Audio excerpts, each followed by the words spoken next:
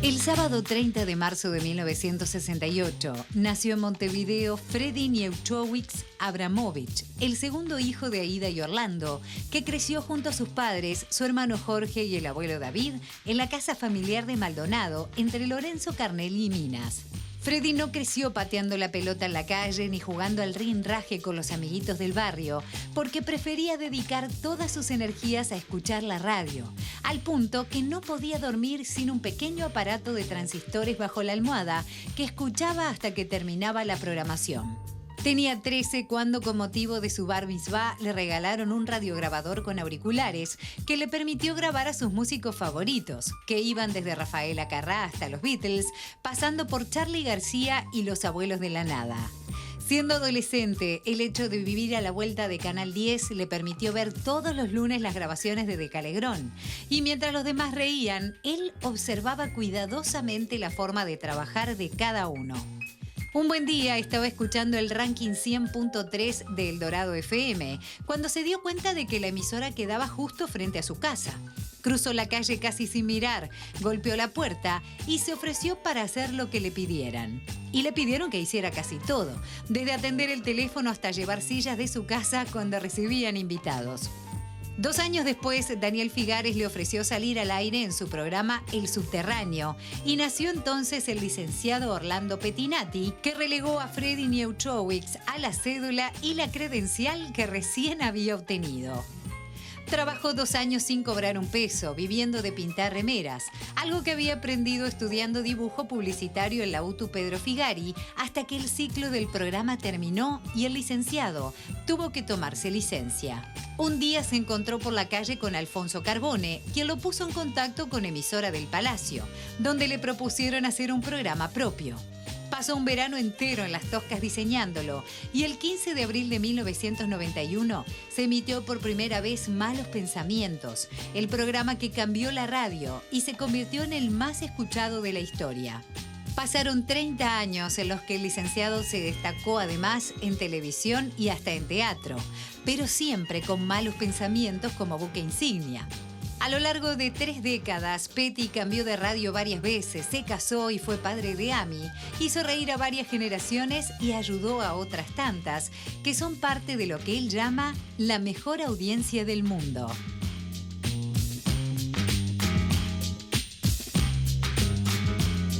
Bienvenido, buenos días. Hola, buen día. ¿Cómo anda? Gracias por la presentación, me encantó. Me sorprendieron hasta a mí. ¿Qué te sorprendió de todo lo que viste? No, la foto con pelo hasta acá te sorprendió. Pues sí, esa foto es histórica ya y no va a volver a suceder. Pero agradezco a la producción, que es una historia divina la que contaron. Y es parte de mi historia y parte de mi historia es la historia también de lo que me ha tocado vivir con la radio, ¿no? Mientras veíamos la presentación entre los tres, te hacíamos algunos comentarios con Maggie, ¿no? Entonces, uno de los que más te hicimos fue el tiempo que estuviste sin cobrar un peso, Sí. que hablábamos de cuánto tiempo había sido y que te empezaron a pagar porque te vinieron a buscar de otra radio. ¿Sos de mirar para atrás y recordar todas esas cosas? Por ejemplo, cuando trabajabas gratis, lo que te costó, los primeros pasos. Sí, claro, pero digo, por suerte lo hice. Eran otras épocas. Y yo tenía en ese momento 17 años. Entonces, estaba viviendo un mundo mágico que yo escuchaba y lo tenía enfrente de casa, porque la radio quedaba enfrente de casa y lo único que tenía que hacer era cruzar. Y me dejaban entrar a la radio como el vecino, igual que acá en el 10, cuando yo era vecino del canal, daba la vuelta y era el vecino del canal. Siempre estabas viviendo en el lugar correcto. Sí, sí, sí. Me faltó... Bueno, había un cine acá y lamentablemente no entré al cine tanto como entré a la radio y a la televisión. Petty, muchas veces la tradición de escuchar radio viene de familia, ¿no? Mi abuelo, mi padre escuchaban radio. ¿Eso pasó en tu casa también o fuiste vos el enamorado? Bueno, yo lo cuento en el libro, que con el tiempo me he dado cuenta que le tengo que agradecer a mis viejos, que yo me despertaba con una radio prendida y me acostaba con una radio también encendida. Y se escuchaban noticias, no era música solamente. O más noticias que música. Entonces, como decía y reitero, eran otras épocas donde la información era moneda corriente en la vida de una familia. Claro. Yo Sí, me que se compraban despertaba... 3 o 4 diarios por Claro, familia. exacto. Y yo lo cuento en el libro. Yo me leía 2 diarios por día y era un adolescente. Y me despertaba escuchando el informativo de Carve y me acostaba escuchando el informativo del Espectador. Entonces, todo eso quedó en mí. Claro. Y el día que pusieron una radio enfrente, A vos mismo. claro, quise cruzar. ¿Cómo surge el nombre Orlando Pettinati? Y la segunda pregunta que viene es, si te gritan Freddy por la calle, ¿te das vuelta o no? No, ya ni lo registras. Sí, claro. Sí. Sí, nadie me grita Freddy, todo el mundo me dice Petty. Y si me gritan Freddy, me doy vuelta. Es un familiar, decís vos. Claro, ¿es un familiar o es alguien que se quiere hacer cercano? Porque eso es una de las cosas El que amigo, siempre ese es el pasa. amigo. Siempre. Hola, Freddy. Y digo, ¿y este quién es para llamarme? Me mato de la risa. Pero no me molesta tampoco. Y el nombre surge, y yo lo cuento en el libro, en El Dorado, porque yo salí al aire sin planificar. Igual que ahora. Pasan los años y seguimos haciendo lo mismo. Yo no planifiqué esto. Fue Figares que un día me dijo, ¿te animás a salir al aire? Y no me dijo, salís el jueves próximo. Salís ahora. Ya. ¿Y qué hago? Y si nos divertimos acá, vamos a divertirnos al aire. Y surgió todo así, de manera improvisada, sin mucho guión, pero muy fresca, muy natural.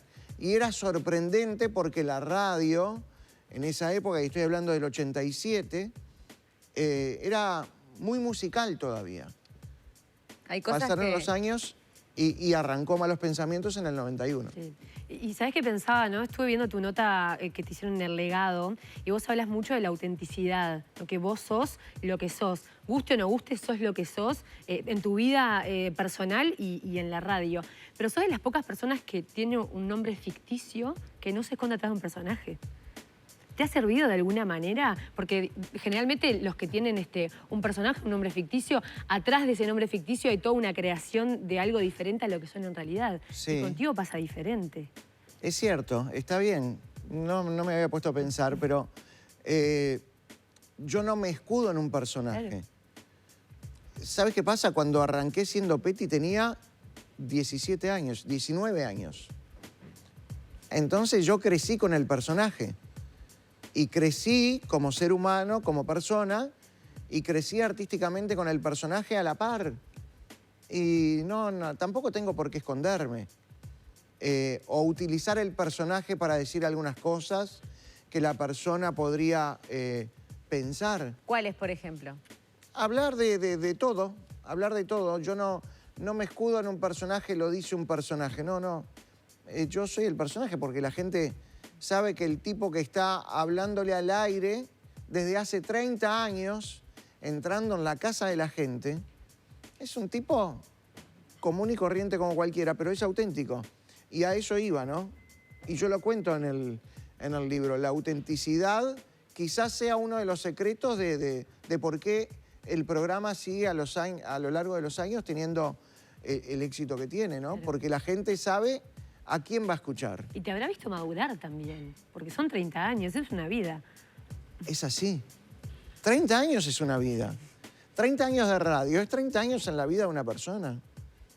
Y es 30 años también en la vida de los oyentes, que antes me escuchaban, yo cuento parte de comentarios de los oyentes, que la audiencia me escuchaba viniendo del interior a estudiar, y hoy, recibidos, me escuchan cuando van a buscar a los hijos a la escuela.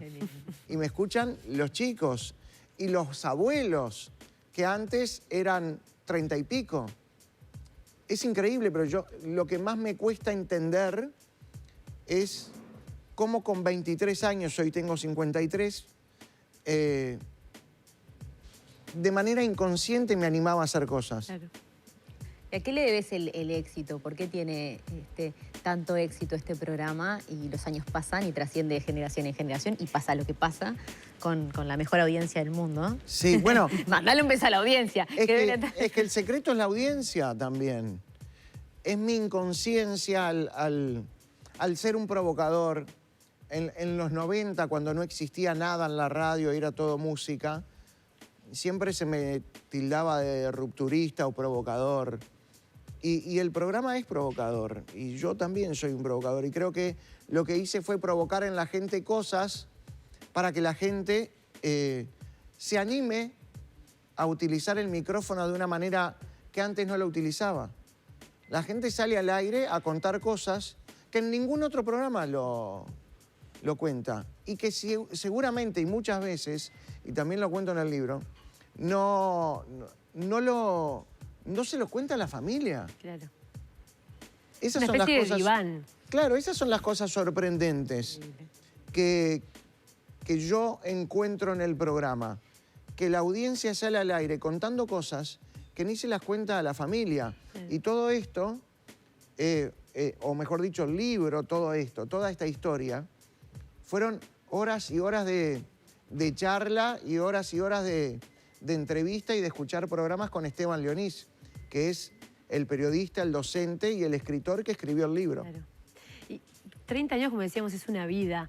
Y ¿cómo ejercitas el termómetro de la calle? Porque 30 años en este país ha pasado de todo. Crisis económicas, sucesos de la crónica policial dolorosa, bueno, una pandemia ahora, además de cosas muy felices, pero también cosas bastante fuertes. Y lo tuyo es también el entretenimiento, la alegría, es como llevar a la gente a otro lado. ¿Cómo tomas ese termómetro de la calle, ese sentir de la gente en la cotidiana para trasladarlo un poco a las historias del aire?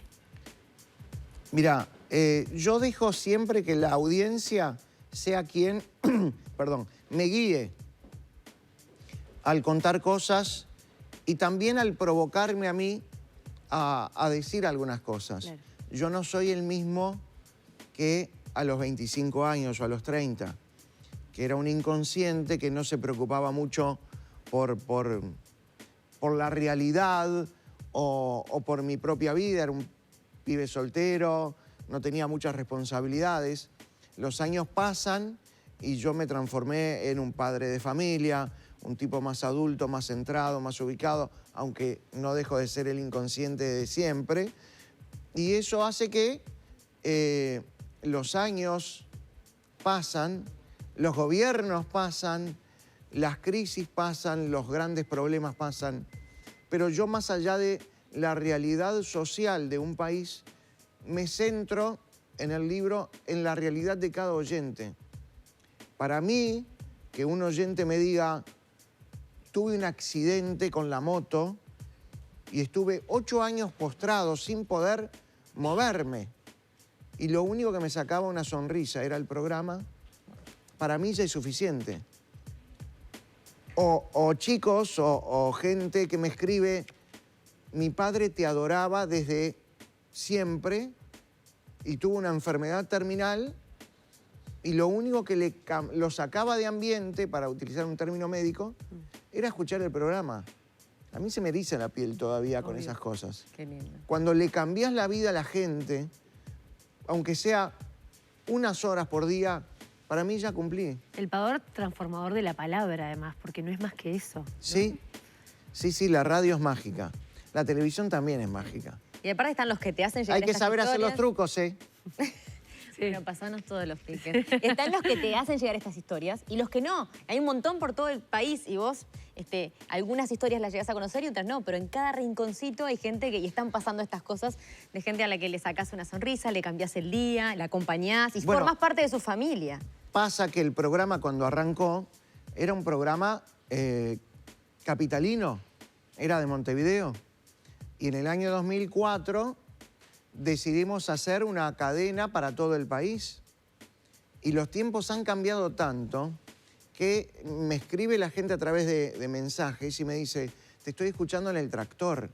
Y uno cuando piensa en el tractor, ¿qué piensa? En el tractor clásico que se está muriendo. No, el tipo tiene cabina, aire acondicionado, radio, wifi, o sea, Sí.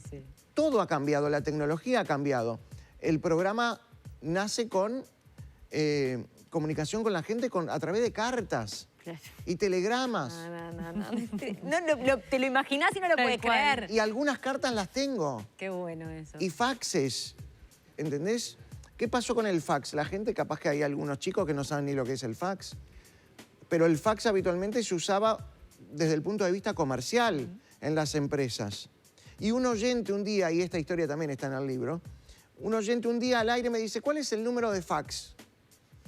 Y yo dije, bueno, 2, 3, 4, 5 tendrán fax. Y no calculé que si yo decía el número de fax al aire, que se utilizaba solo para comerciales, me iban a llenar de faxes todos los días. Y eran sábanas blancas. Un gastadero de papel que... Ah, bueno, también cuento esa historia, ¿no? El papel que estamos gastando, me decía el director de la radio. ¿Por qué este libro de Malos Pensamientos llega ahora? ¿Por los 30 años? ¿Cuándo lo empezaste a pensar? ¿Por qué creías que se merecía un libro? El programa, la historia, tu historia, la del programa, la de la gente. Mira, la primera vez que vinieron a ofrecerme hacer un libro fue en el año 2000. Y yo dije, si yo hago un libro, todavía falta mucho más. Y faltaba. Y faltaba. Pero al llegar a los 30 años, me parece que es una linda excusa y una buena razón para que la gente pueda leerse. O sea, el oyente se lee acá. Cuando surge el diario El País, en esta idea tan loca de hacer el libro, dije, me parece que es lo ideal para que le llegue a todo el Uruguay el mismo día. Y hoy, con el diario El País, la gente puede encontrarse con el libro en los kioscos de Montevideo, pero también de Artigas, Salto, Rivera, Cerro Largo, 33. Donde está el país está el libro. Exacto, y es la historia de un programa de radio, pero también es la historia de vida de un tipo que soñó con hacer radio alguna vez. También hablo de la televisión. Acá está Quién quiere ser millonario, está Got Talent, está el canal. ¿Contás cómo surge el No los veo, no los escucho? Sí, lo cuento. contás? Está contado, sí, sí. ¿Vos sabés cómo surgió? Me lo contaste un día porque te lo pregunté. Cuando hablabas del improvisar y demás, justo te iba a meter esa pastillita que recuerdo perfectamente cuando me contaste. Lo cuento, lo cuento. Lo cuento porque estábamos por grabar Got Talent en su primer programa, en la primera edición, y yo me doy cuenta que no tengo un latiguillo.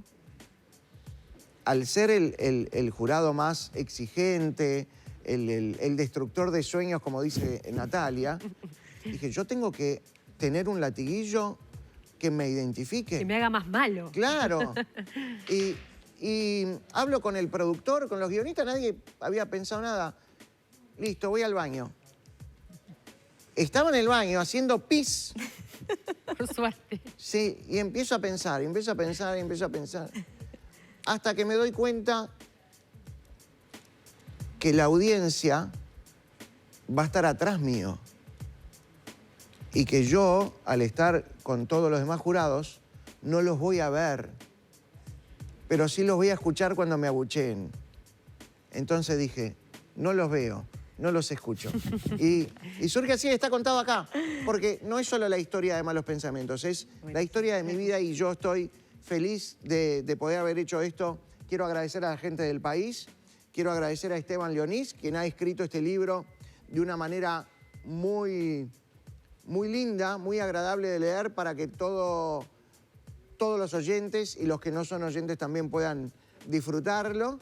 Y bueno, agradecer a la mejor audiencia del mundo y al canal también. Peti, felicitaciones por este libro. Todos, en cualquier punto del país, ustedes pueden tener este libro de Malos Pensamientos. Felicitaciones por estos 30 años, por muchos más. Por 30 más, por lo menos. Mínimo. Mirá. No le aflojes la pata. Si vos me estás preguntando si van a ser 30 más, ya te digo que no. Ya te digo que no. ¿Cuántos más? Pero hasta que yo pueda entretenerme, voy a entretener. Bien. Un placer. Muy bien, dice Ana Durán. Mirá Muy quién bien. te lo dice. Ana Durán, que sigue entreteniendo y sacando manchas. Sí. Muchas gracias, Peti, por acompañarnos. ¿Qué le hoy. hace una mancha más al tigre? Seguimos, Maggie. Seguimos con los chicos.